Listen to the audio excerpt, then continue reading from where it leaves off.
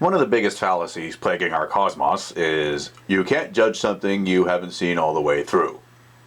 This platitude fails because deal breakers.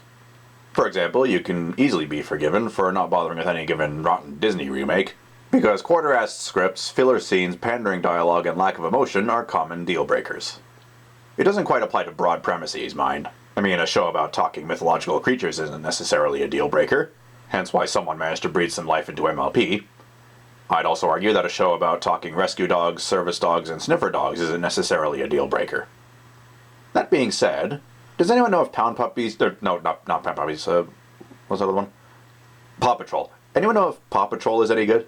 I mean, when you look up the training and day-to-day activities of rescue dogs, service dogs, and sniffer dogs, you'll find it's quite a fascinating subject matter. From what I gather, the premise of talking service dogs is just as down-to-earth as the premise of talking steam locomotives.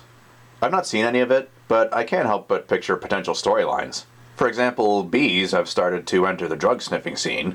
Imagine a talking sniffer dog, feeling like his job is being threatened, but is nervous to square off with a bee.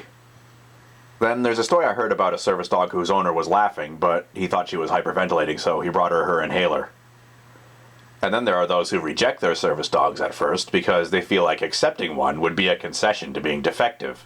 Sounds like a great springboard for a rocky relationship. Also, I read about one of David Maidman's escapades with a royal train, punctuated by a bomb threat, resulting in a station stop, where bobbies and police dogs were swarming the platforms.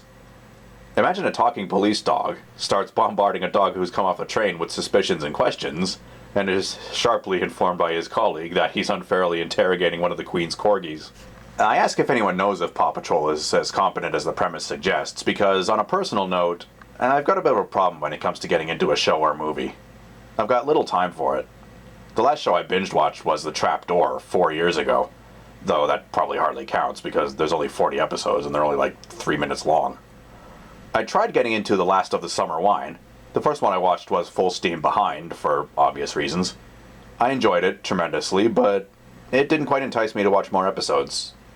Then later I watched the one with guest star Timothy Bateson, the guy who did the voice of OJ in Tugs. I enjoyed it, but again, didn't go much further. I watched the very first episode later on, enjoyed it as well, but found myself not really aching to carry on. And at the moment, I'm trying to watch the entirety of the 1960s Thunderbirds. I mean, I respect the shit out of the medium of puppets and practical sets and effects, yet I'm having trouble. Admittedly, it doesn't help that each episode is like 50 minutes long. Still, rather this than anything CGI at this point. Next time I'll talk about Swindon Scrapyard. In the meantime, here's Broom Manor hauling cattle wagons on a backwater route.